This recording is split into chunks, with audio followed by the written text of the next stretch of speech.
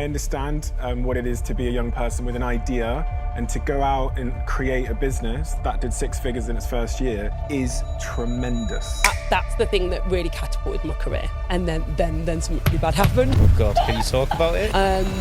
Ola Goldsmith is a sales and business growth coach. She helps people scale income using sales psychology, content, and funnels. When it comes to sales, what are the things you see people are getting wrong? I just hate graphics. They enjoy playing with Canva, which I do as well. It is really fun, but they've then splurged that all over their page. When people feel like they're being sold on, it's when they switch off. How do we sell without selling? We're only helping people. We're just giving them what they want and what they need. We need to show them why will this fix their problem. Some people will teach cold outreach. I have tried it, so I can't say that I don't like it if I haven't tried it. I'm not saying that it's not for everybody. If that works for you, go get the bag, secure the bag. If I could become a millionaire without sales calls, I want to master the DMs, how would you teach them? What would they need to do? I can speak to you and I'll voice note you, but I always need a backup. So when I say a backup, I need a good VSL. I need a video that I can send them to. Go and watch that video. If it feels like it's a good fit, come back to me in the DM. Then we carry on the conversation. Sales calls or doing outreach. There's different schools of thought on this. What's your methodology around this? Let's face it, there are millionaires that don't do.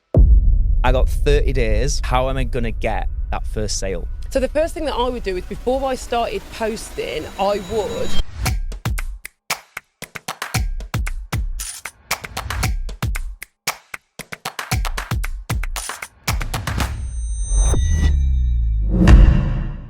Ola, welcome to the show. Thanks for having me. So you are one of our speakers at Business Mastery Live later this year. And I think this is a great opportunity for people who come into the event to just get to know you a little bit more. Do you want to just start by telling us what it is that you actually do with your business? Yeah, so I like to call myself a sales coach, but I sometimes say strategist, sometimes sales psychology expert. But the main thing is I help people sell more using social media and, more importantly, sales funnels. I love a good sales funnel. So I help mainly people to start and scale education or scale their existing education, but I also do behind the scenes help people get fully booked as well. Anything to do with bringing more money into your business, I'm your girl.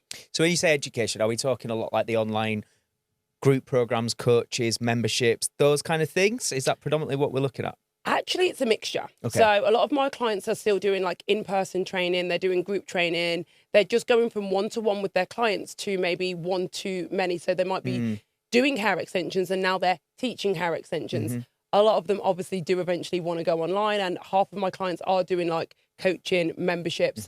But it is a good old mixture of all sorts of education, even digital products we're still doing. So let's dive in now. When it comes to sales, what are the things you see people are getting wrong? And also, let's call out the selling that you hit or the way that people maybe teach selling that you misalign with. Let's go into this.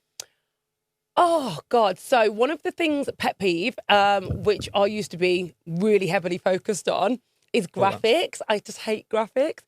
I will only use graphics, really, if I'm doing an event, so something where you're selling tickets or it's a retreat or it's an announcement. If I'm selling an everyday offer, a service or something or a program, I feel like we just need to move away from graphics because people, it's an advert. And as soon as it's an advert, people feel sold to and no one wants to be sold to. So they switch off, they just scroll back. Yeah, so we're talking here in particular things like your content and when you're creating sales material online, right? Yeah. So a lot of clients will come to me and they'll say, well, have a look at my page. And it's Canva graphics, but I'm not even talking good Canva graphics. Okay. They're they enjoy playing with Canva, which I do as well. It is really fun, but they've then splurged that all over their page.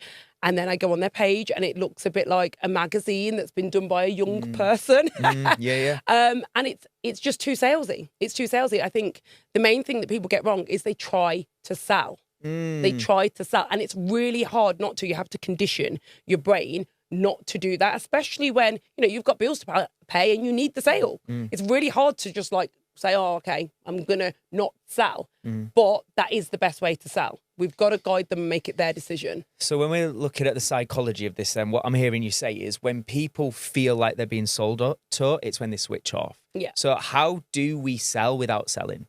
So the thing that I always say to my clients is we're only helping people. So the first thing that you need to do is you're only going to sell what you offer to people that want it and need it. Okay, If they don't want it and they don't need it, move on. Right. Okay, so now we know, okay, they want it, they need it. It's okay, we're not really selling them. We're just giving them what they want and what they need. But we need to show them, why will this fix their problem? Right. Why am I the person to help you? We need to demonstrate this. So instead of just telling them, oh, I'm the person that can help you, we need to show them. So I always say, like, show, don't tell. We need to get out of just telling them, oh, inside my program, you're going to learn this. Well, how? Right. What do you do that's different? How do I know you're not going to rip me off? Like, show me something a little bit more. What are some of the things that you find are working best in terms of how to do that? Because it's a fine line, right, between showing them things, and I guess then people worry about showing too much. How much can they show? But also, to your point of it not feeling salesy, feeling natural. And like, there's all these things going on where people just end up going, oh my God, it's too hard. So is there anything you can guide us on in terms of what's working really well right now? Okay, nothing groundbreaking, a really good lead magnet. Just a lead magnet, something free. It's easy to give somebody something free because we all want free stuff. I literally download, sign up to it. I don't read it all. I don't use all of it, which is also a problem as well, which we'll come on to in a bit. But give them something free that helps them. Help first, sell second, always. I always say, like, help somebody out first, sell second. Because before you even try and sell, they're probably going to ask you, how can you help me further? How much is that? How can I work with you? What does this look like? And you are not even selling to them. You're just going to help them first. If you help somebody enough, they want more.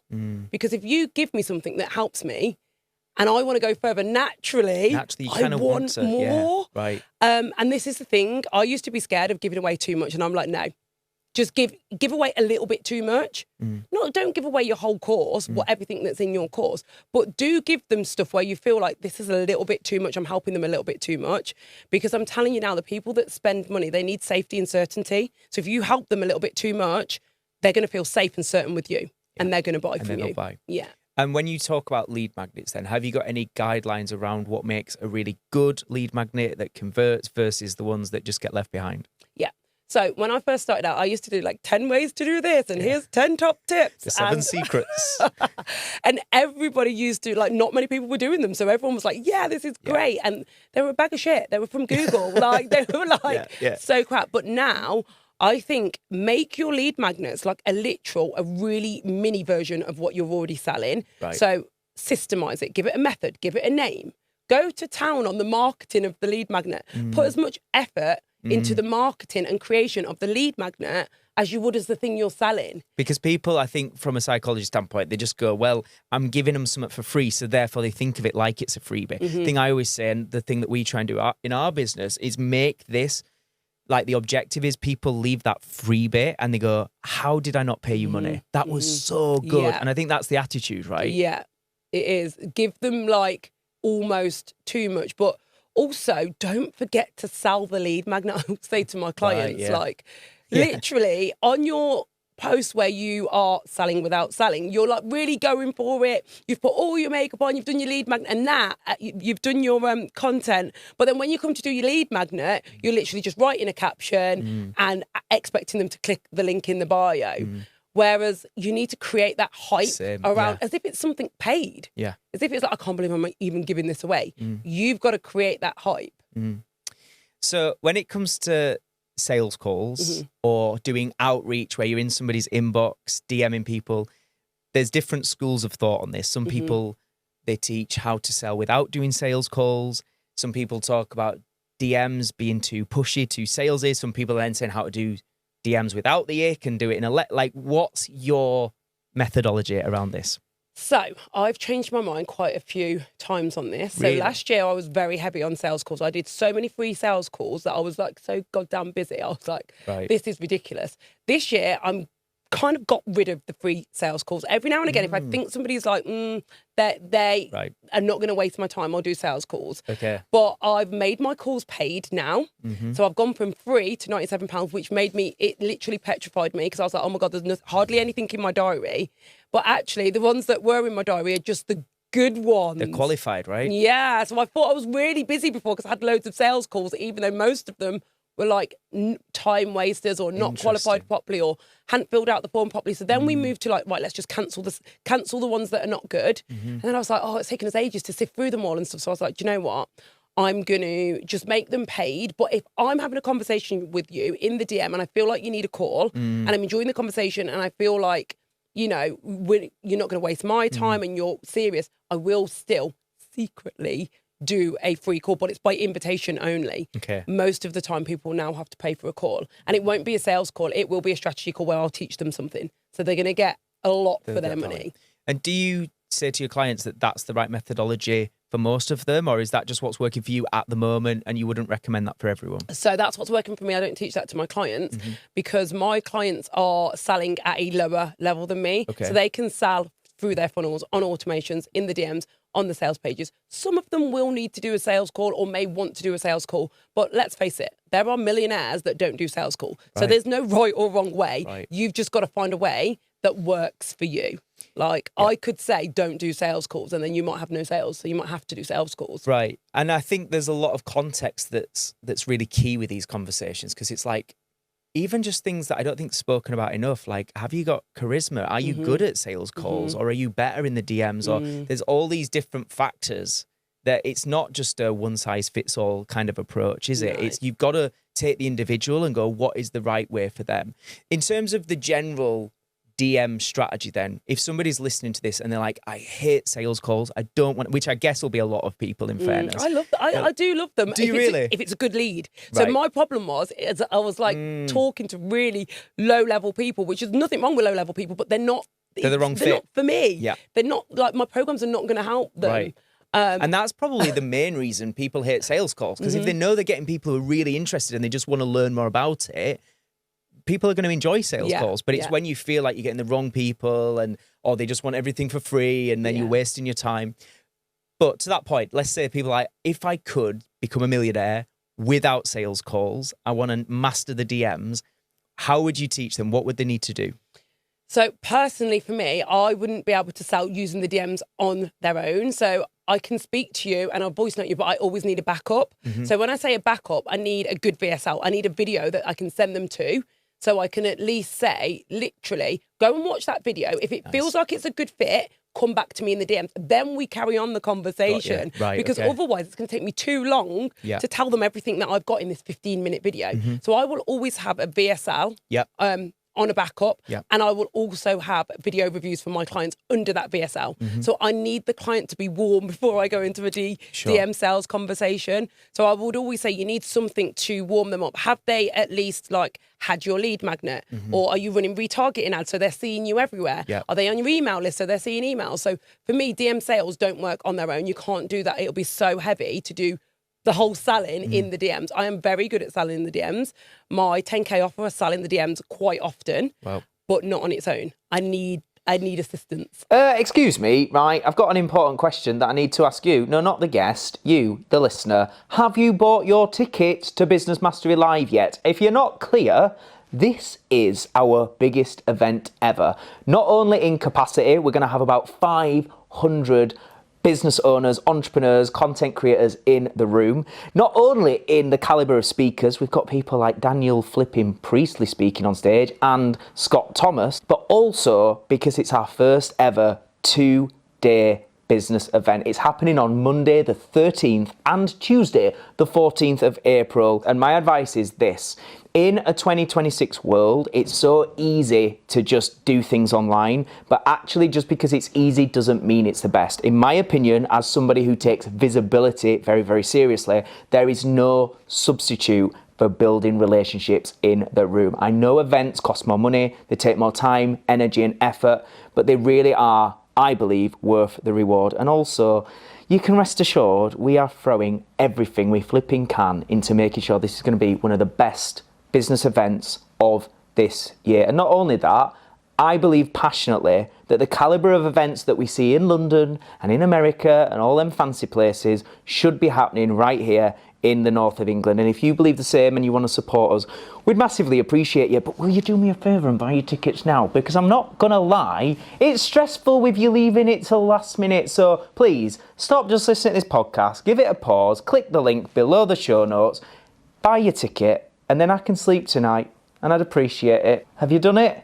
If you've done it, now we'll go back to the interview. Thank you very much. Enjoy. So like you said there, so there's the VSL, there's ads, there's organic content that you're creating regularly, there's the conversation. So it's like, it's one piece of the puzzle sort of thing. Cool. Okay. So what about ads then? What's your approach with ads? And because like some people are scared to spend money on ads, what's your approach? So because I've lost a lot of money on ads and also made a lot of money from ads, I love them now. It's just understanding them. I used to be like, oh, ads don't work for me. Listen, ads work for everyone. You've just not found the approach that works for you yet. You've got to be willing to invest, then get data, then be led by the data, right? What do we need to test? What do we need to tweak?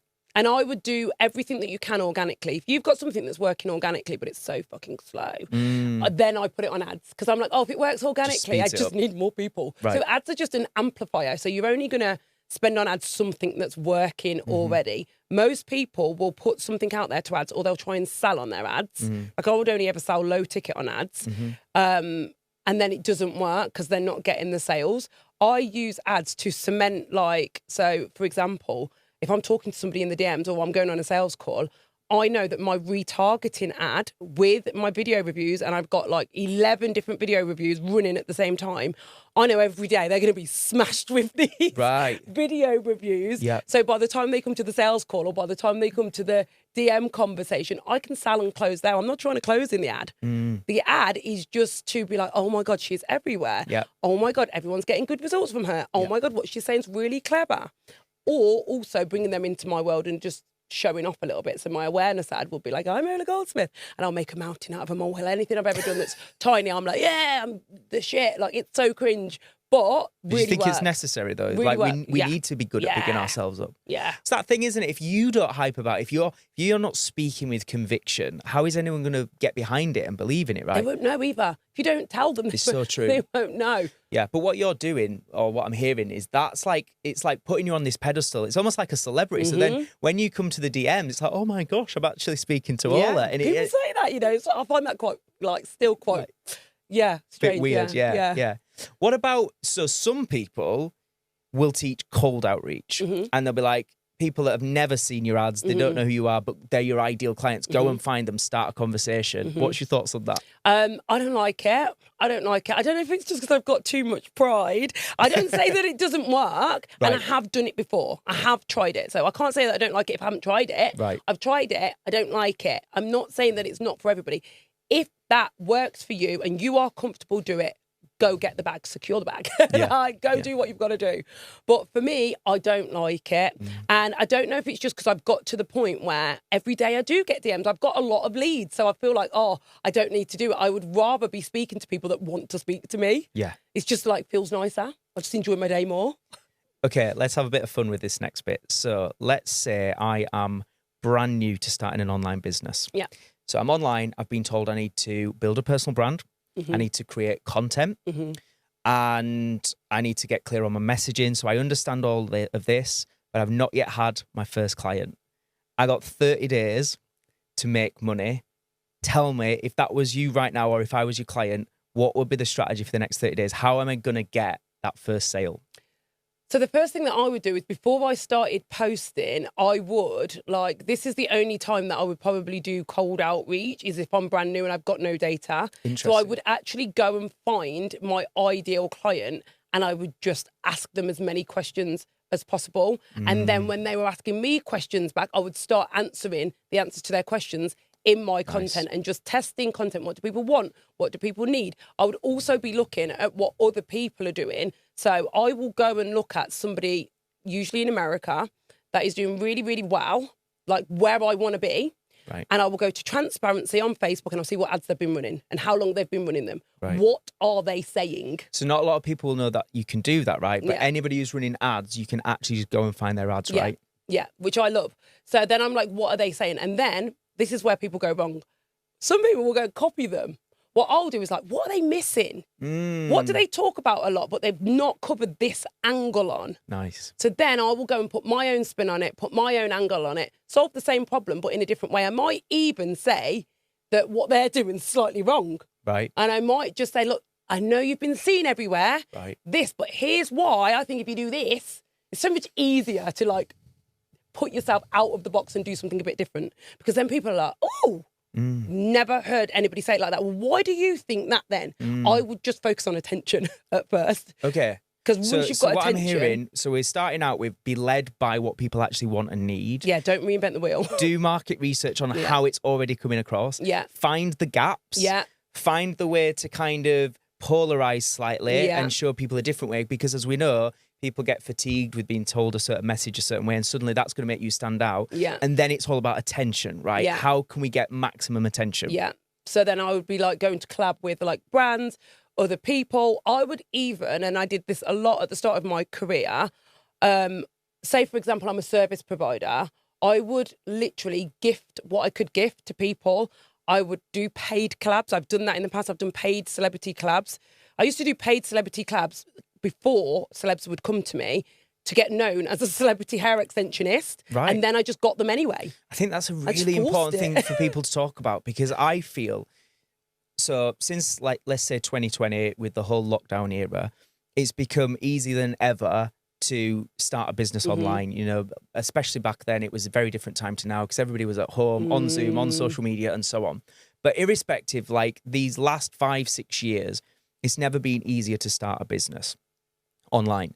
However, what I see happens is the way that I call it is you get entitled business owners, which is they've never had to really invest in their business, because you can start a social media profile for free. You can go viral for free and get attention for free. Whereas go back any other time in history, starting a business, you had to invest in marketing and invest in that stuff. So I think this is a really important conversation to say, you know, I paid for opportunity. You know, we talk about, there's this phrase, pay to play, pay to get on stages, pay to be on podcasts. What's your stance on that? And do you think more people need to take a look at that and go, right, I need to get budget? You know, we spoke about paying for ads as well, and actually having a better relationship in investing in their business to get opportunity, to get marketing and so on. Yeah. So my take on this is, I personally, so for stages, it's one thing that I don't want to go down that route at the minute, paying to get on stages, because I get people every day asking me to go on their stages. So I don't really need to pay for that. But if I really needed to get in front of an audience and no one was giving me the opportunity, I would pay. Same for like, just like opportunities with brands and showcasing yourself. If I really needed and wanted to do something and the opportunities weren't there for free, but I could pay for it, then yes, I would pay for it. Every business needs a marketing budget. So if you need and want something for your business, if you can get it for free, yes, great. If you can get attention for free, great. I struggle to grow organically, so I've always paid for ads. Like, great if you can grow organically, but also if you need to pay for it, then you're a business owner. There's no shame in paying for what you need to grow your business. It's just marketing. And I think there's something in what you said there about you wouldn't pay to go on stage now, but for some people, that would be the right thing. And I think that's about having self-awareness. And the thing I talk about a lot is operating in seasons. So like, what season are you in right now? And what's the priority right now? And actually, let me backtrack a little bit. I would pay if it was a stage I was desperate to be on. The right stage. And I could afford it. Right. If it was a stage full of an untapped audience that I felt like, oh my God, this is like the dream stage and it's going to really boost my profile, then yes, I would pay for it. Right. And that's important context, because I've even had the same thing now where I've had people giving me these opportunities, pay to play, and I've literally said to them, you know, no offense or anything, but I'm not saying yes to pay to play opportunities unless there's at least 500 people in the room. You know, if it's like 80 people in a room, 100 people in a room at this stage now, you know, if it's the right audience, I might speak for free, but I'm not going to invest to go and speak. And that's just where I'm at in my journey now. Same. Speak to me again in 6 months, I might have a completely different answer. And so I think like this is just a really open conversation that I think people need to hear, because I think there's a lot of snobbery around pay to play and there's a lot of fear as well, which is fair, around investing in things, because you don't always get an ROI and things like that. But that's the thing as well. When you invest, it's the same as like if you were doing crypto, they're like, don't bet more than you can afford to lose. It's the same with marketing. Right, yeah. Like literally don't bet more than you can afford to lose. What's the word? Like, oh my God, I've had a really bad collab before with a really big celebrity. Like we're talking like A-list celebrity, and I paid a lot of money, and it was the worst thing I ever did. Like the biggest. Tell us why. We need to know, obviously, whatever you can say. Because I didn't get anything from it, and it was just. I mean, I do get stuff from it now because I use the name in my marketing, so I'll always make sure I get something from it. But It ruined my engagement. It was basically like a handbag giveaway. Okay. And I got thousands of non-ideal. Right. It was just, I don't know why I did it, but it was a goal of mine, and I really wanted to do it. And I'd spoke to a couple of people before, and some people were like, "No, don't do it," and some people were like, and I was like, "Unless I do it, I've got to do it to see." But now they were right. Yeah, they were right. But sometimes we have to learn that way, don't we? I use it in my marketing. Right. I use it in my bio. So actually, for credibility, I've probably got an ROI there. I just didn't get the ROI that I wanted. Yeah. So, it is what it is. I would pay to go and speak on a stage in America just because no one knows me in America. Right. So if you said, "Oh, I've got a big opportunity, there's 1,000 people going to be there at the stage in America and it's £5,000, if I was available and I had the money, I would be there." Because for me, that's like an untapped market. For me, feathers everywhere. Love it. For me, that's like, and also for credibility, I'm like, yeah, get somebody come film me. I'm going to America. Exactly. So I think what that comes down to is, are you clear about your business objectives in this season? Like, what are you trying to achieve? What's going to amplify your brand? What's going to get you in front of the right people? And then you make strategic decisions based on outcomes, right? If people are hearing about you for the first time, let's go back a step. Could you just tell us a little bit about your introduction into business and what your story is? Yeah, so I think my real first proper business was my hair extension business. In 2012, I did a one-day hair extension course because my best friend was doing it and she was making money. And I was like, "You're not making money without me, girl." So I'm in. So I was like, I'm in. And I was like saving for a house as well. So I was working in sales. I was working at Volkswagen and I had some other sales jobs. And then it just went really well. It went really, really well. And then I was like, "Oh, I'm going to quit my job because I love a little bit of a risk." And my husband's like, "Oh, we're about to buy a house and everything." I was like, "Yeah, I'm going to convert the garage in the new house and quit my job and do it in there." And I did. And also, just going back a moment, so was sales something you was always interested in because you were doing that for Volvo already? Was that Volkswagen. always? Oh, sorry, yeah. Volkswagen. Yeah. So was that always just something that you were excited by? One of my first jobs was sales. I sold windows. They brought windows. And why? Because I feel like a lot of people are scared of sales. Why was it the thing you wanted to do? I like uncapped income. I've always liked uncapped income. Right. So I'm like, give me a basic wage, but also tell me you can earn whatever you want. Give me opportunity. So I'm like I'm getting up and ready to go every day, and I'm like, I love like the hustle. Like everyone's like, hustle culture's dead, which it is. I'm in more of a soft, but I'll always have the hustler in me. It's just who you are. It's fun. I think there's something in that though, in your perspective on what hustle is. Yeah. Because we had another guest on here last year, and they said like every day we get to roll the dice, and what they meant by that is it's just a game we get to play every day. And I think the thing when we talk about hustle culture, when we talk about it being toxic and things like that, I think it's very much like your work rate and capacity for work will be heavily predicated on who you are as a person, your personality, and also what your perception of that is. If, like you're like, this is fun, I'm figuring stuff out. What are we going to make today? What's the opportunity today? And it's very easy to become what is classed as you're a workaholic, you need work-life balance. If you're loving what you do, it's different, right? I'm mad for it. Are you actually? Still now? Even though you're in a bit more flow? Yeah, it's still... I love it. Like, obviously I do. I'm like, oh yeah, I just want to relax all day, and then I'm relaxed all day, and I'm like, oh, I might do a bit of warm outreach today because I can. And like, there's always like, until I'm at the point where I'm like sipping mimosas on a yacht, every day, then I'm probably always going to be like, and you'll still get bored when you're on that yacht. Exactly. You'll still be like, I've got to do something. Yeah. So take us back. So that first business was going really well, relatively quickly. Yeah, quite quick. Yeah. Then I got a salon. Didn't even know how to run a salon. Right. I wasn't even a hairdresser. I was just a hair extension technician. Okay. But I got hairdressers. I did the salon really nice. I live in a really small town with, it's kind of low income bracket. Obviously there are nicer areas, but generally a lot of people have not heard of it. And I made my extensions really expensive. I literally spent quite a lot of money on my salon. It was quite bougie. And we were a hair extension salon, even though we did other services. And back then, it was only hairdressers that did hair extensions. So people were a bit like, oh my gosh, she's not even a hairdresser. She's got her own salon. And like, who do you think she is charging all that money? Wow. Like, so again, it comes to your point earlier. You took what was happening in the industry and you did something slightly different. Yeah. So back in the day, there was this glitter wallpaper, but it wasn't. It was like a thick material and it was really expensive. No one in my town had it. And I was like, I am having that sparkly, and like everyone that went past the window was like, "Whoa!" And it was a trend back in the day. It was really glittering. It was really thick material. It was really expensive to buy. And I had that. I was the first person in my town that had that. And again, I literally probably, what I would say not to do now, I overspent on the salon. I really made myself stand out in the industry, and I tried to make myself that little bit different, and I priced myself out of the market. On my launch day, we had people doing like Botox and lip fillers. Like now that's quite normal for them to do a live demonstration, but everyone's like, you're going to do it live there in front of everyone. Oh my God. Like it wasn't a thing like back then. And it did really well. Did really, really well. Then I got pregnant. And then I closed the salon because I couldn't rely on the staff. And then whilst I was pregnant, I was like, oh my God, I'm going to have to go back to work full time if I don't get a salon.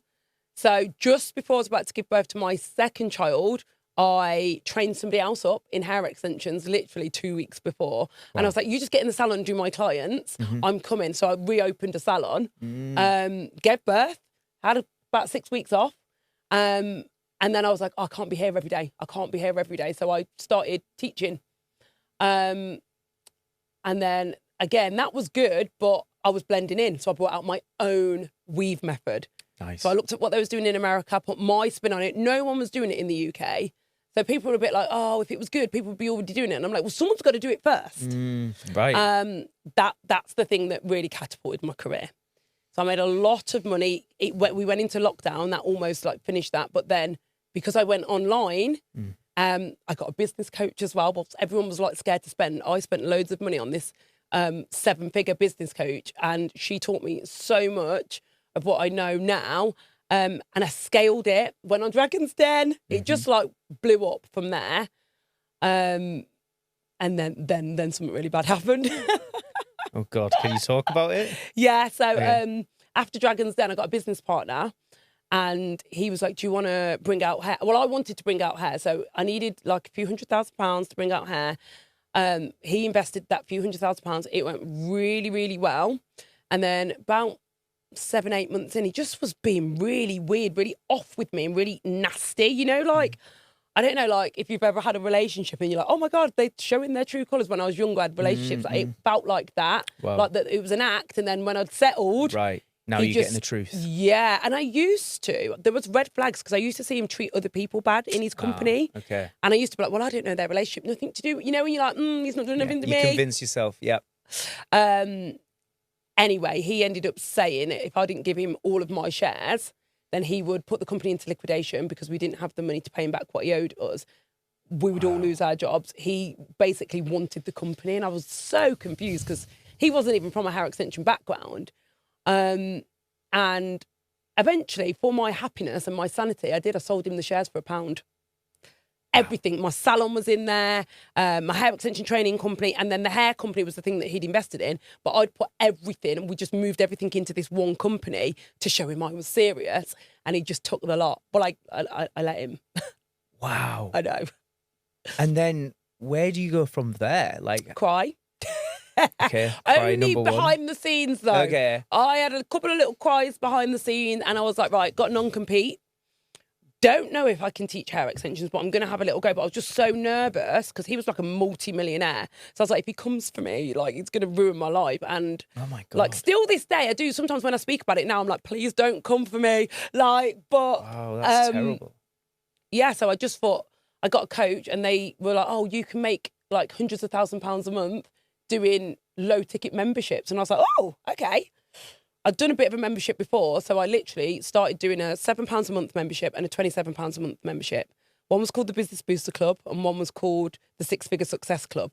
And I grew that to 10K months, like literally within like 3-4 months. Wow. Then I got another coach because I was like, I want to do something high ticket, because obviously she was teaching people how to, my audience wasn't big enough for that. What I've realised now is if you want to do low ticket, you need a big audience. But you're still getting 10K a month. Yeah, still getting 10K a month, but it just, like, once I'd spent on ads, I wasn't like growing organically. I was spending all the monies. Yeah. And then I brought out a higher ticket offer, and then obviously the non-compete went out, and I was like, I don't even want to do that anymore.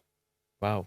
So I just scaled as a sales coach, and here I am. That's amazing. Okay, so let's go back a second. So one of the things you said there is that first like multi-7-figure coach, that was when you really started to take off. So I think there's something we could take in that you can get so far yourself, but somehow, like sometimes just getting somebody else's view on things and their experience and, what you can learn from them is where things can massively change. Let's talk a little bit about that period with the different coaches. So from the low ticket to the high ticket, the memberships, what did you learn? How did you get to those 10K months so quickly?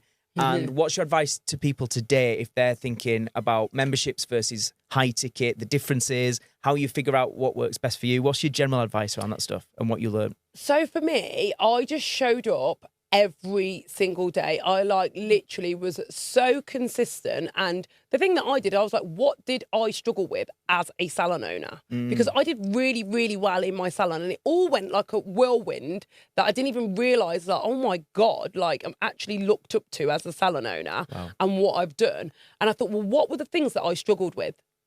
And coaching in that industry wasn't really a thing then. So I was like, let me just do, I've always been the person that wants to do stuff that other people are not doing. I hate being the same. Yeah. I just don't want to be the same as anyone. Yeah. I'm getting that. Yeah, I hate it. Vibe. I'm like, it's fine if you're copying, but I'm going to have to move on now. Yeah. Now someone else is doing it. Love it. So I just solved those problems and I used ads. Ads had helped me grow my salon. Ads had helped me grow my hair extension training business. Ads had helped me grow the hair extension selling business.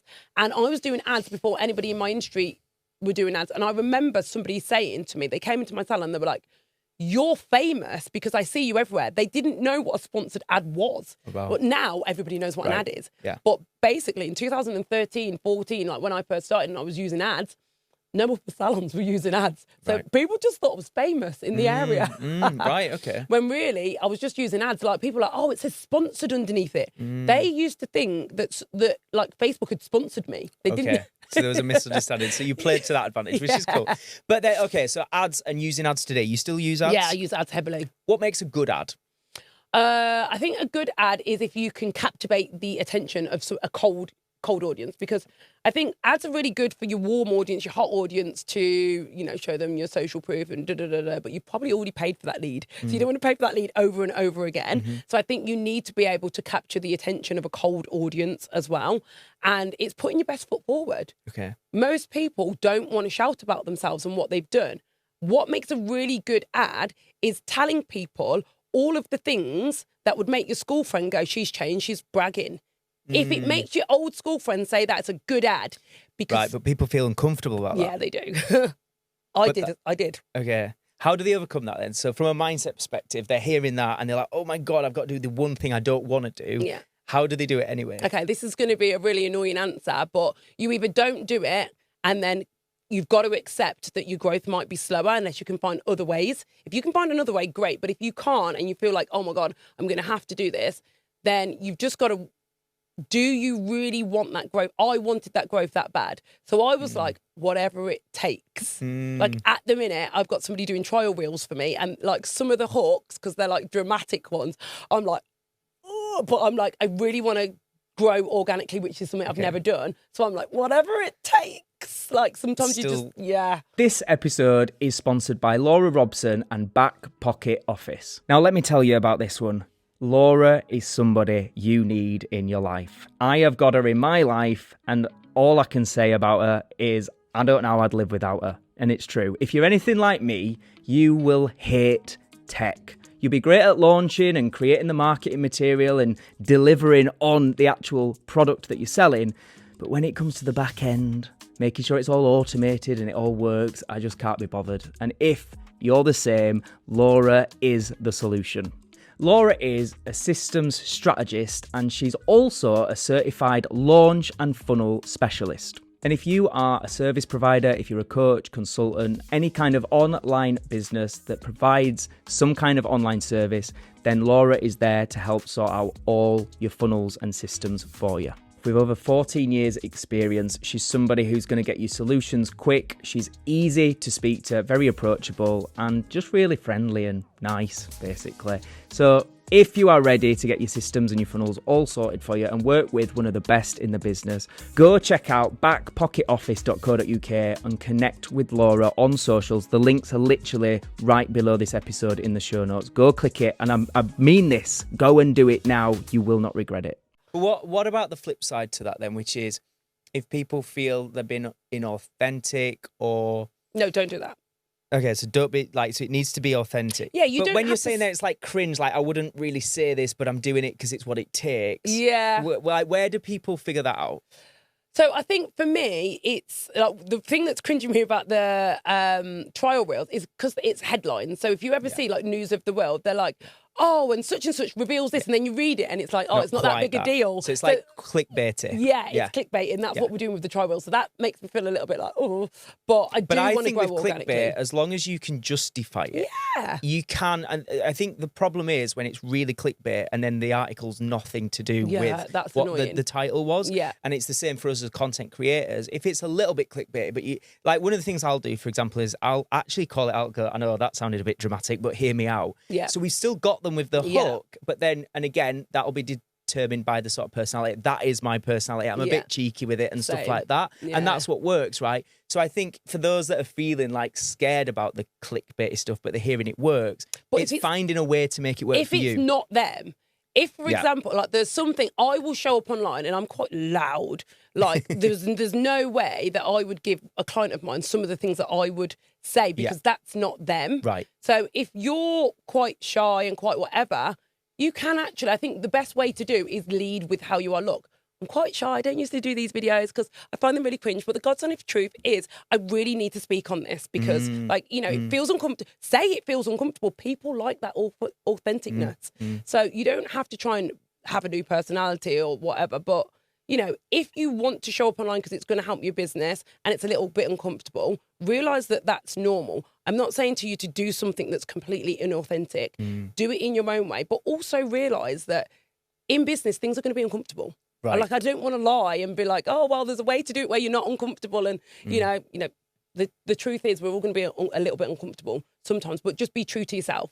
Because if you do something that's not you, when you watch it back, it's going to feel horrible and then business is not going to feel nice. So it's still got to be like authentically you. You can't be me and I can't be you. Yeah, and I think as well you'll attract the wrong people that you don't want to work with because they've been attracted to you being something you're not, right? You won't keep it up either. You won't keep it up. If it's an act. And that's something I actually spoke about this morning. There's a lot of people speaking more than ever, I think, about the importance of personal branding. And I agree with that and I get it.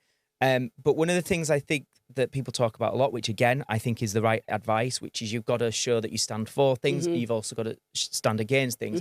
And that makes people feel really uneasy. So I've literally just done a post today saying, like, if you feel that way, if you feel like you're tired of being told you need to really stand for things, understand it's not saying you have to be controversial for the sake of it or have really extreme viewpoints just to divide people. But don't be afraid to speak what you feel. What you genuinely feel. Yeah, some people are like, oh my God, I really think that, but I would never say that on social media. That's the thing what you're getting at, isn't it? That's it. I get it. Yeah. They're like, I want to say that, but I'm too scared. Yeah. But what we do need in a personal brand is a real person. And we need to know who that person is. And if you're not going to speak up and say who you really are, that's when you're going to struggle to build a following. You're going to struggle to get people to genuinely trust you because they're kind of like, I don't know who you are. I get it. I do get it because I don't like being judged either. Like sometimes we're going to say things that even though that's how I feel and I'm saying it from a place of like authenticity and all of that and I'm not being, other people are going to have, someone is going to have something negative to say about it and then it hurts us inside.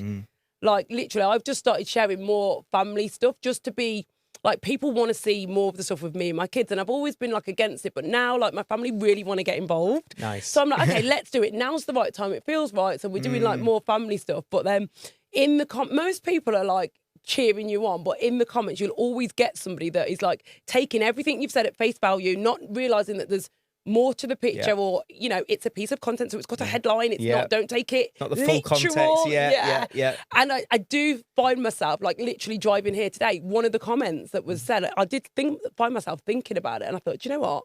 You are not going to reply. You are going to ignore it because it would take too much to reply because then I would have to explain too much. And I'm like, this is a stranger on the internet. Yeah. Looking weird. Just let it go. Sometimes so you just got to... that's something that I've got to, because I'm not used to sharing my life in that way, getting comments on that, I don't like it. So I'm going to have to develop this thick skin and I'm going to have to ignore. I'm not even going to block and delete.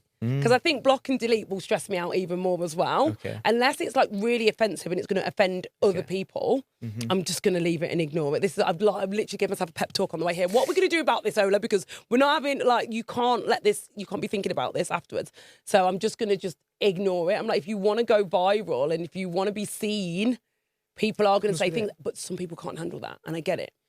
And I think what helps me is just remembering, it doesn't matter who you are, what you have to say, what you do, you will never, ever be liked, loved, agreed with by everybody, ever. No. And never. all we're doing with social media and building a brand is we're just amplifying the eyes that see us.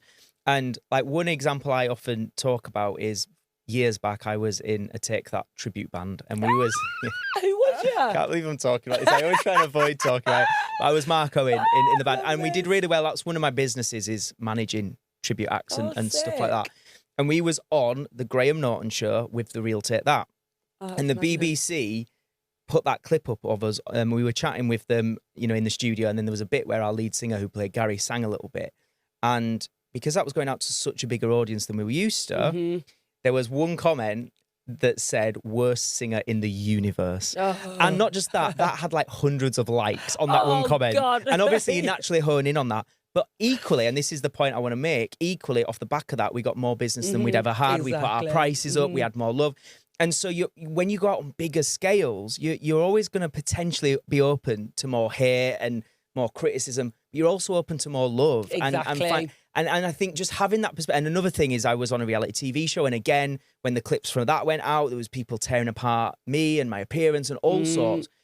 And I think what we've just got to remember is that's just human behaviour. And if you're going to be seen, it comes with the territory. And the important bit I would like to make clear to people is it's not personal. No. It's about them. No. And it's about their projections. It feels it at the feels time. it, yeah. So your feelings are validated. However, you have to just forget, like, they're going on with their day. They ain't still thinking about you. Yeah. They're going to write it. It can eat you up, can't it? They're going to write it, hope that it hurts you, dig in the heart and be like, yeah, good, I've ruined her day. Don't let that happen. And it's like, you've got to think, like, bless them. If that's how they get their kicks, trying to ruin someone's day, there's more wrong with them than there is you. I just don't get it. I never will get people writing negative things. I'm not being funny. We're all human and we've all said something negative about someone. Oh, we've all been a dick. All done it. And sometimes it's not just a dick, it's just our opinion. Yeah, but I wouldn't write it and want to upset them. Yeah, that's the That's difference. not nice. So I don't get why you would like think something. Yeah, put it in your girls' chat group, send it to someone, do whatever you've got to do, but why do you need to write it? That's something that I'll never understand, but it's always going to be that way because you're putting yourself on this pedestal and on this stage, and that they think that that's their opportunity that you're inviting them to. They almost see it as if to say, well, you asked for this kind of thing. It's so true. And I think about that with like traditional celebrities. We just like a lot of people are like, oh, it's all right for them. And why would they ever be depressed when they've got all that money? And I think like that's just, unfortunately, sadly, that's a lot of people's opinion. But it's that thing of they've not got their lived experience and it's very easy to judge when you don't understand it. I watched the Jessie Nelson documentary recently, and that gave me a whole new perspective on celebrity and feelings and online bullying and it being in the spotlight and people saying things to you. Like, from the outside, you'd think, oh, no, she just gets on with the day, but it's madness. Blew my mind. I can't imagine it on that scale. No. What's the worst you've had it? People saying things about my kids. I've had a couple of, like, racist comments. Really? Yeah, underneath, like, my posts. And, like, my husband will be like, oh, somebody's... And then I will block and delete. We can't have that. I was going to say... And do people that. do that from anonymous accounts, or is the people... No, just normal accounts. What is wrong with people? Yeah. Like, they put, like, emoji... Like, it's not happened often. It's only happened, like, I can count on one hand. Right. But I don't get offended by that. I'm like, oh, my God, just hope, like, somebody else that would get offended by it. Well, that's the other thing, isn't it? Yeah, I'm, like, hard to offend. So where does that come from? I just don't know. I don't know if it's because I've grown up as a black child in a white family. I was fostered from 6 weeks old. So I had like a tough exterior and always looked after myself. So I'm just not easily offended. You can upset me and hurt me by like a comment saying, oh, well, I think this, and them not understanding the situation would bother me more than somebody saying a racist comment. I don't know why. Like, wow. Like, if I feel like I'm misunderstood or somebody's misunderstood a situation, then I would be more offended than somebody to call me, I don't know, a racist thing, fat, ugly, anything like that. I just don't care. I don't care. And do you think that comes from that place of, I don't know, just having to be resilient and tough? When you say there about like being the only black person in a white family, things like that. I think I've always had my armour on, like, don't even try it. Really? Don't even like go there. And then I think I've always prepared myself because I lived in quite a white town. There was only a few black kids. So I never got bullied or anything, but I always prepared myself that, well, if I did, I wouldn't be bothered anyway. So and it was luckily, like something you had to consciously always be thinking about, like, how would I respond? Yeah, I think it was just in me to expect it, but it didn't happen. And I don't know if it didn't happen because of the way I was. You were already given that vibe that don't fucking even try it. Right. Like my mom as well, my foster mom who has brought me up, she was like very known on our estate and like really loud. So I probably get it from her as well. And like she was known by name and like people would be like, you don't mess with Sue. And I was Sue's daughter. So I think that I just carried on that persona as well. And yeah. So yeah, I'm just not easily offended. Does that get exhausting though? Feeling like you've always got to be right? Because obviously that you've been through from a race perspective, I can't identify with. You know, I've not been through that. And then you've also got it in business when you're putting yourself out publicly. You've always got to be strong about your, you know, showing up and being judged. What's the cost to that mentally, emotionally? I'll be completely honest with you. I've not really had much of it, so it's not been put to the test. Really? Do you know what I mean? The worst that's happened is I've had the odd comment about my kids here and there, but like I said, it doesn't offend me, so I've not thought about it for long enough for it to exhaust me. Do you know what I mean? It's not really ever... So is that a mindset thing then? You just kind of have, because they talk, don't they? Things like NLP, they talk about victim versus victor, and it's just a perspective. Like, it's not about your circumstances. Maybe. It's how you choose to look at it, right? Yeah, maybe. Maybe it is that. I've never really thought about it enough to understand it. I'm in my own little world, living life. I'm a very grateful person as well. So every day I practice gratitude. I'm like, I was saying to my kids the other day in the car, what are we grateful for? And like my daughter said, fresh water. And I was like, yes! Oh, like man. I love like, sometimes I wake up and I'm like, yeah, I got my arms, I got my legs. Like, it's really weird. Like this, it's great. But I'm so grateful for everything because you see so much going around you. Like, I always think, oh, it's really important to be grateful. So my mind doesn't go to these negative things very often. And because I've not been put in the situation where I've needed to. So I think I'm lucky that, you know, maybe had I been bullied or had I had loads of trolls, and I've not really experienced that in its entirety yet. I've only had like the odd comment here and there and I'm like, whatever. But if it was like, I don't know, hundreds of comments, and I don't know how I would have, I don't know. Because it's not happened. I think that's interesting because we hear a lot of people talk about in like the personal development space, gratitude and have a gratitude journal. What I feel like just hearing you talk about it is it's almost like that's an inbuilt part of who you are. Like you are really intentional. Because I think a lot of people, myself included actually, like I think I started the whole self-development thing years ago now. But because I naturally was frustrated with a lot of things, and I guess I always was ambitious and I always wanted more. I wanted to be more, do more, have more. And then like self-development teaches you about appreciating what you already have. And that has, I'll be honest, been a skill set I've learned. It hasn't come natural. What I feel with you is you've just always had the outlook to find the good, right? Yeah. Would you say that's true?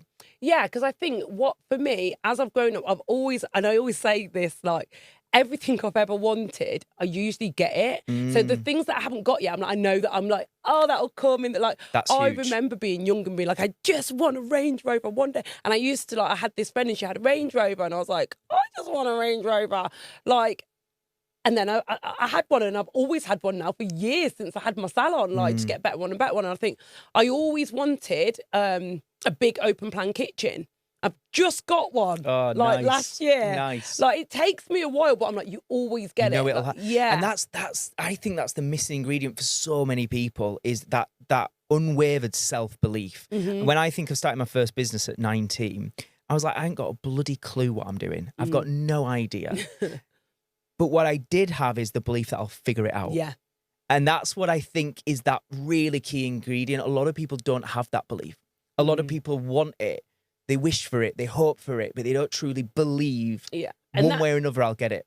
That takes a little bit of like, I didn't always have the self-belief. Right. So when I was obviously younger and I was on a council estate and all of that, I used to be like, well, people like, I didn't see rich people or wealthy people, and like my friends and family didn't have Range Rovers and stuff. So I don't know in my head where I thought that this was going to happen.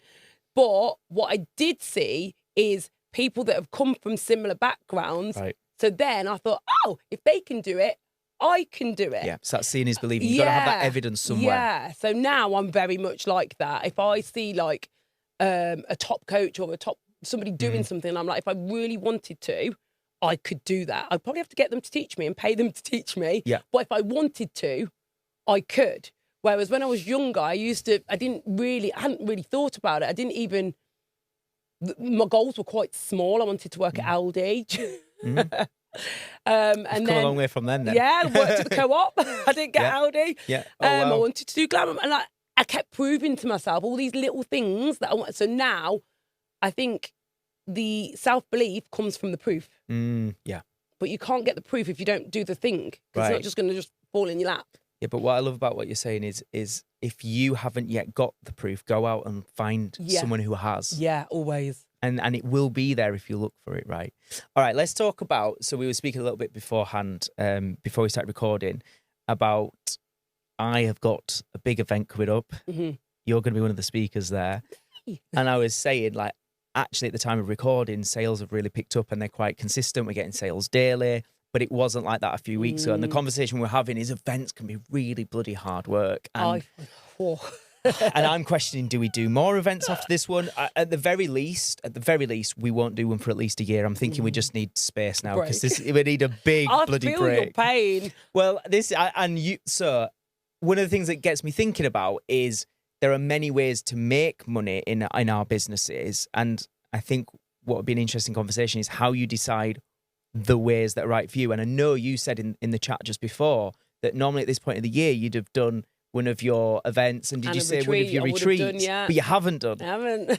Talk to us about that, why you haven't when you usually would. I really enjoy the events. I really enjoy the retreats, but I hate selling tickets to stuff. Like, And do you feel that selling events are harder than selling online? 100%. I personally find selling events and retreats really hard. I always sell them in the end. Like, I've got a retreat in Dubai in September, which I've given myself so much time because of the stress. Because of the stress of it, I just find it really difficult because once you've like started paying for everything, all the money up front, right, you have to sell them tickets. Let's be honest, if you don't sell a program, who knows? No one knows. And there's not that risk with the overheads. Nothing matters. But when it's an event, it's like, oh my God, the people that have booked now need to fill the room. There's got to be enough on the tables. I've got to be able to pay the speakers. I've got to be able to do this. And it's like, and it really stressed me out to the point where I just found that it consumed me so much that I was like, do you know what? I'm just going to have a little break from it. And I'm like, just going to like, and it's been lovely. But what I did say is, if I'm not going to do my own, I'm going to have to speak at 4 times more other people's. Right, so we've still got to get that visibility. So I've had to say yes and yes to more and more people. But I love speaking at events. So like my husband was like, why don't you just do an event or a podcast every single month? So that way you haven't got to do your own event or your own retreat each quarter because actually you're still getting that same visibility without the stress. Yeah. So that's what I'm doing now and I love it. Yeah, and it's weird because it's that whole thing of like the harder something is, the more rewarding it can be. And that's the catch-22 of events is They're amazing. nothing quite as rewarding as putting on your event. And that atmosphere and that connection with people in the room versus online, all that stuff. But it's really hard. And the visibility is really good as well for you because you've got all your guests, you're on the pedestal. It is amazing. And I think that if you've got it in you, I know that some people, I've spoken to a lot of it, and they love it. If I loved it, I would do it. But I think it's not even the point where I'm like, oh, you know, I don't like this bit of it. I literally despise selling tickets. I literally, I'm like, oh. Why do you think it's so much harder to sell them? I think because people are not available. So for me, I've never had a problem with people being interested. It's the date. Always. And there's always a reason. I'd love to come. Kids are on a holiday that week. There's always, you think I can never get the right date for everyone, ever. For me, the problem is always the date. Yeah. I'm not going somewhere else on that day. I'm going on holiday. I'm And I think there's more barrier to entry because people have got to factor in time out of their business. They've got to factor in travel, all that stuff. Yeah. And it just that it's just like the perfect storm for this is bloody hard. Yeah. But there's always enough people to go. There's always enough people in the end. But it's just like when we do an event, we have to do outreach. We do have to do outreach. And it's just like stressful because. But I also think the other side of it is it forces you to be better. So it's like, and you have to be really focused on we've got to pull this off. And I think it brings out that, like you spoke about, that hustler in you. It brings that side out and you have to step up and you've got to make it work. Yeah. So, you know, I think for anyone listening, I think it's definitely something to consider doing. And even if it's not for you long term, you'll learn so much. I think do a few. But like I did about 7 or 8 before I've stopped. This is our 6th. Yeah. So I did sense. quite a few. Probably not as big as yours. Okay. Before I stopped. And I'm not saying that I'll never do an event again. Somebody messaged me the other day and they tagged me in something and they were like, oh, it was my event. And they were like, oh, it was so good this time last January.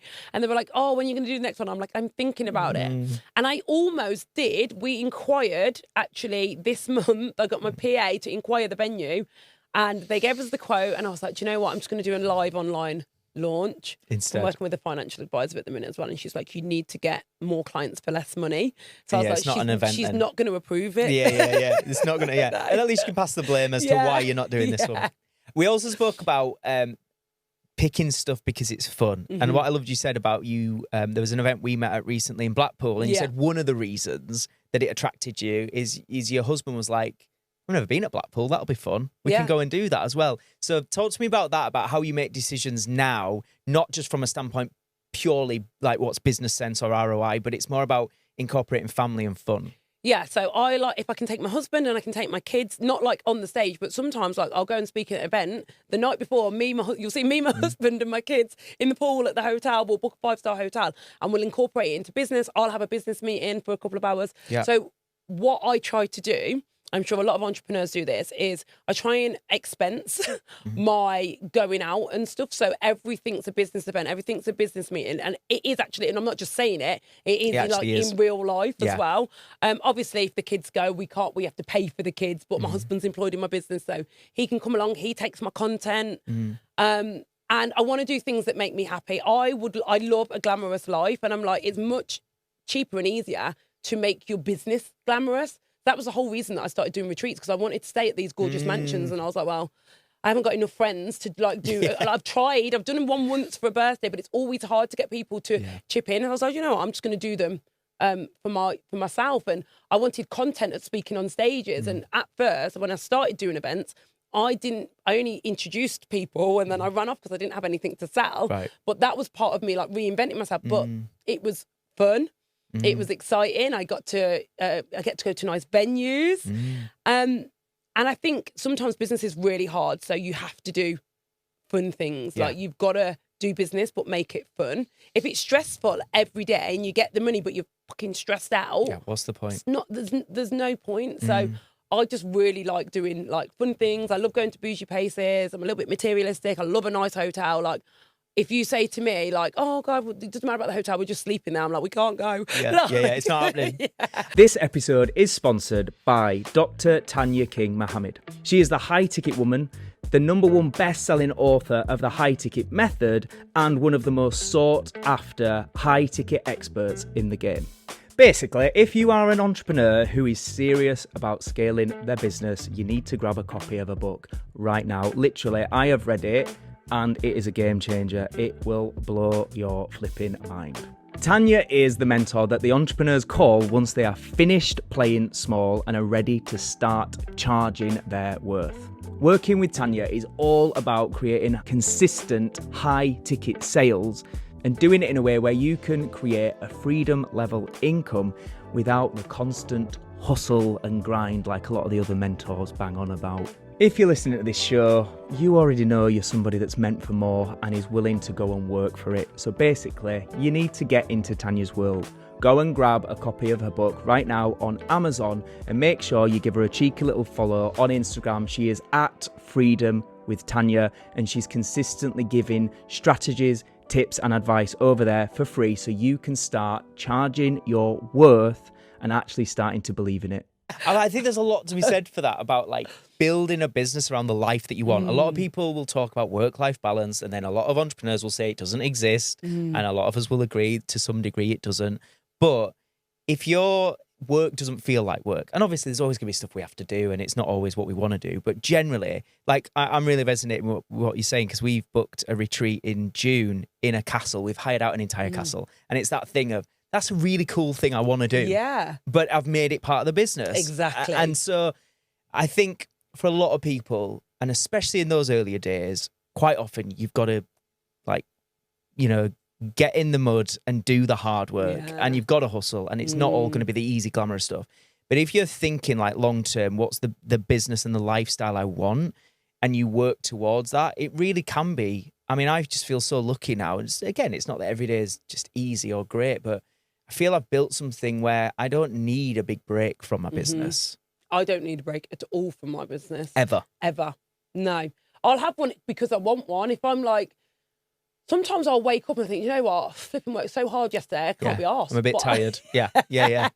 So I'm like, I'm not going to I'm not, like I said to the team today, I said, I'm traveling, I'm doing a podcast, I'm traveling and I'm driving, like anything that needs me today, I'm not going to do it. Like message me in the morning and remind me. Nice. Like I'm just letting you know I'm not available. Whereas before, I would be like, right, before I go, I need to da-da-da-da-da-da.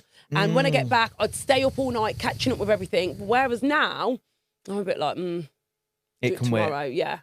I think that's actually that's a really good point, that, because we can end up like punishing ourselves. Like, if I have time doing something away from, and I'm not replying to DMs immediately and things like that, then I've got to just, oh my gosh. But actually, this here, us doing this, it is work. And when we leave this podcast studio, our DMs will be full, our WhatsApp will be full, our email will be full, and actually it can wait till Monday. I will reply to the DMs. And we will get back to them. What, immediately? Yeah. That's the one when that I you get do. in the car, Straight away. I love DMs. I love being in the DMs, my favourite place to be. Right. But then it might be that you've got emails and WhatsApp But yeah, that you don't love. emails, They can wait. telegrams, all things that like, okay, that can wait till the morning. Yeah. Like, I mean, even the DMs could wait till the morning, but I feel like it's not work. Whereas if it's like, I've got this 20-page document that I've got to read, and I'm like, that is going to wait because I need to be sat down and in work. Like, in the right so, mode. Yeah, certain things are like, yep, that's going to wait. I'm busy, I'm at work, I'm doing something. But then the little things like the DMs, I'll be excited to see what DMs I've got. Yeah, and that's different. Yeah. Talk to me your thoughts on big launches where there might be a course or a group program or a membership where there's an open and closed cart period versus a more evergreen offer where people can buy it anytime. What's your thinking? What do you do? What do you prefer? I do evergreen just because I'll be stressed. I don't like stress. Right. Because launches are big, they're a moment in time. I'd love to do a big launch one day. So I do like live launches, but they're not like, oh, the cart's closing. The discount's closing for me. So what I'll do on my live launches, it's just a discount. It's just to get new people in my audience, to take them through the buyer journey in a short amount of time. It's a cash injection strategy for me. Got it. I cannot do open, like the first coach that I had that taught me the membership, she taught me open and close cart. And I hated it because when I closed the cart, people were messaging me and I was like, oh. Can't let you in. I don't like it. I don't like it. So I don't get anything against it. I love the fact, I think if you're really good at it and you can make absolutely ridiculous amounts of money that you don't really need to do the stuff in between, then great. I've not had, the biggest live launch I've had was at an event which was 32 grand from the stage. That wouldn't be enough for me to close the cart. Do you know what I mean? I need those constant sales. So because I've never really done it properly and long term myself, I can't really say, but I'd be too scared to. It doesn't interest me. And that's important. And I love that because I think that's so important for everybody. There's a million ways to do things. Everybody's got their strategy. You've got to test and try stuff, right? Because it's like, for me, I love launching. Yeah. Like, there's nothing I enjoy more than that buzz of, and I guess it's probably partly like my performer background. That high whole energy, thing of, isn't it? Yeah, and you're getting it, and it's opening night. It's kind of, there's a lot of parallels. Too much for me. Whereas for other personality types, it's the worst thing in the world. And like caveat, there's different ways of launching, and you can work in a way that's right for your personality and what you enjoy. I just find it stressful, the whole thing. And the pressure. Yeah, the pressure. And I think for me, like, because I'm quite high energy anyway, but I might have a day where I'm like, oh, today I'm not high energy. What if that's launch day? Yeah, you've got to find it. Yeah, that's what I mean. But also, what you would do is you'd plan around it. Yeah. So you do everything you can to preserve that energy for your launch week, right? Yeah, I love it. I think it's so clever. I think it's amazing. I know it's like very well done in America. I know you Do it. yeah. I know a lot of people that do it, and I take my hat off to you, but I just don't think it's something that I would be absolutely amazing at. I'm really good at like my one night live launches that are like nothing really big is going to happen if you don't, other than you'll miss the discount. I'm good at those live launches, and my clients, like, you know, they make 10, 11, 12 grand in a day. For them, that's a lot of money from those like mini launches, but then we just carry on selling the next day at normal price. Yeah. Like, it's not like the end of the world. Like, I know it's not the end of the world on a launch, but I don't know. I just take my hat off to you. I just don't think I'm that. I don't think I'd be good at it, as good at it. And you have to want to. Yeah. And that's the other thing. If you just go, actually, I like the way I'm doing stuff, then it's not right for you. And that's cool. This has been absolutely amazing. So I've got some of my more generic questions that I ask all guests on the show. So the first one is, what is some of the best life advice you've received and why? It was from a mindset coach that I had just before I was going on Dragon's Den. And it's just a sentence. And it's faith over fear. I just love it. Because both is a choice. Both is a choice.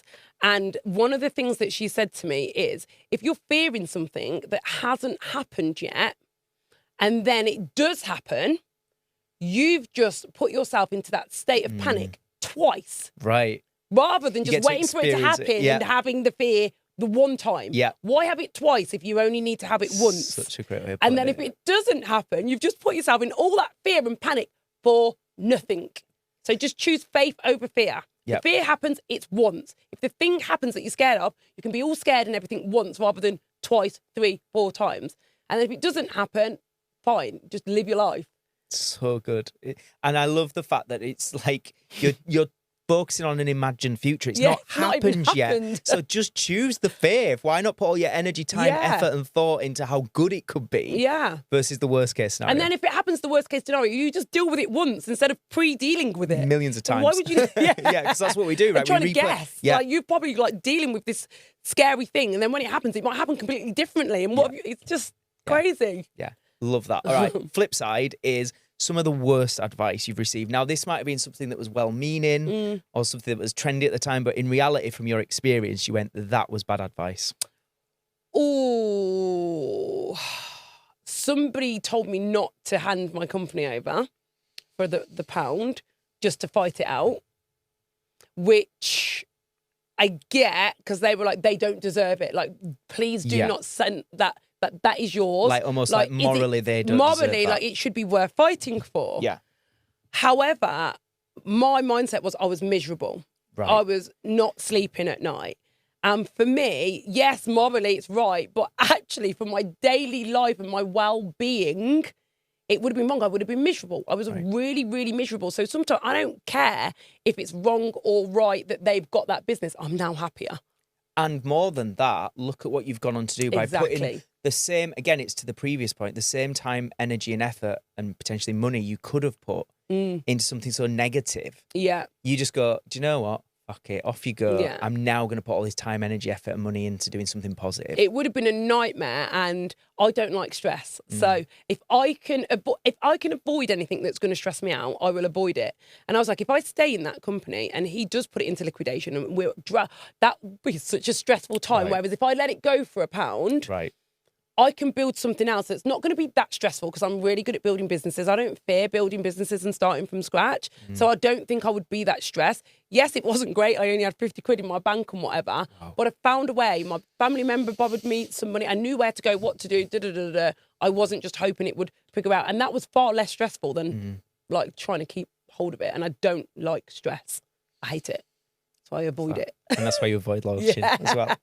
I don't like anything that stresses me out. Sometimes it's a bit unrealistic, but I try my best. Yeah, and I think that's a good thing. Like, obviously, we're going to have stresses in life, but if you are proactively looking for the things that align with you, it's great. All right, the next one is around, I think quite often when we listen to guests on a podcast, naturally, they're invited on there because they've got an area of expertise and we can put them on a pedestal and be like, oh my God, their life's amazing, they're perfect. We know the reality is nobody's perfect. No. We all go through stuff. And it's not like, you know, when people talk about their journey and it's like, oh, it was bad then, but now everything's perfect. That never exists. No. Like, we always have challenges. So if you're happy to share, the question is, what is something right now that you are finding challenging and how are you overcoming it? Okay. So this is something that I've always found challenging, but I've really, really ignored it. And it's only this year that I'm like facing it head on, and it's cash flow. I have a major cash flow problem all the time. And I've got myself a financial advisor who is an actual financial advisor that does like pensions. And she's audited my personal life, my business life. And we're about to start the emotional coaching because I've got there's something wrong with me and money. I'm really good at making it, really struggle to keep it, really struggle to manage it. I think it's because I don't come from money. So I like having, like, it's easy come, easy go. I don't value it very, like, literally. I'm like, I'm so generous, overly. Like, so my relationship with money causes me to have cash flow issues. Nothing that I've never been able to overcome. Okay. However, I find it really difficult, like when I have a quiet period. We all have quiet periods. Yep. I literally like hate it. So instead of like riding it out and doing things that would be better for the business, I will maybe like do drastic decisions, like double my ad spend or like I get a bit. So yeah, that's what I really struggle with is managing money, keeping it, you know, paying myself the right amount of money, saving for tax. I really struggle to save for tax and VAT. Like, I'm a financial living nightmare, and I've always found it really, really difficult. Like, it's not new, but now I've got a financial advisor. You're doing something and right. I'm very even like conscious of it. Like, literally driving here, I was like, oh, I'm going to get this. And I'm like, no, you're going to go to the petrol station, get a sandwich. You're not going to spend like 10 quid on a Starbucks that... For me, I'm not a fussy eater, so like, why are you wasting the money when you like? I'm just a little bit more conscious of like little things now because it all adds up. Whereas before, I'm very lavish and flush, and I'll spend money on everything and everything. I really relate to that, and it's something I'm really similar, and it's something I've had to get much better. And we've just had like rapid growth in a short period of time, and had cash flow because again, I'm making it, so I'm spending it. Yeah, same. And I think probably one of the things is when you are good at making money, there's not that fear because it's like, well, I'll just make more, I'll just hustle harder. And this is what she was saying to me. She was like, you're very much like, oh, easy come, easy go. Doesn't really matter because... Yeah, you'll make it again. Yeah, and I think we was having a conversation.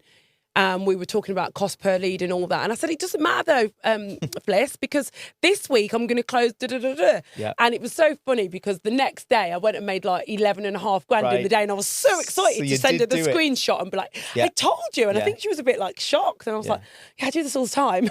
Yeah. And I'd be the same. Like whenever everyone else is stressing, I'm like, but I'll just make more. Yeah, it's fine. Fine. I know it's not happened yet, but I'm pretty sure it's gonna be fine. But I guess this is now evolution. Now this is us being grown up now. This is the next stage, is learning need to manage it like normally, not like up here, down here. Right. Oh, yeah. So I'm enjoying it. I'm enjoying getting to know like my money personality. And I'm like, oh my God, I'm nearly 39. But I hope by the time I'm 40, I'm going to be financially responsible because I've always been financially irresponsible. Nice. Well, that's your target then. Yeah, that's my target. Love it. Ola, if people are hearing about you for the first time, first and foremost, thank you. This has been amazing. And Thanks for having me. I've enjoyed it. I really respect what you've done, the hustle as we've referred to it today, but also your generosity in sharing today and just being so vulnerable, open about the reality of what it takes and what you go through. But yeah, if people are hearing about you for the first time, how can they follow you? How can they get in your world? Where do they need to be? I'm mainly on Instagram, so it's Ola, _Goldsmith. I'm in there every day and I answer all my DMs myself. I'm a voice noter. Yeah, same. Even now, you're going to do the DMs. The emails can wait. Yeah, but the DMs you're in walking there. to the car, I'll be like doing the DMs. Yeah. First of all, I'll be checking my notifications. Yeah. Then I'll be like checking my DMs. But yeah, Instagram's my That's the one. place. I've tried other platforms, but we don't get along. Yeah, I feel you. I love it. And the final question I ask all guests, Ola, what is your personal definition of success? Waking up happy with what I'm doing and also having more choices. I like choices. So I like the fact that I can, shall we go on holiday in December, big massive one in December or summer, or two small ones in summer? Like, but hopefully over time my choices will evolve. But if I'm happy and I've got choices like that, they're choices that I would have prayed for. I used to go on holiday once a year if I was lucky. Now we're like, okay, we'll do April, we'll do then, and then should we have another one there or there? I just like choice. Yeah. So I think if you're happy and you've got choices of doing that fun thing or that fun thing, that nice thing or that nice thing, any sort of choice, no matter how big or small, you're successful. I love it, Ola. Thank you so much. Thank you.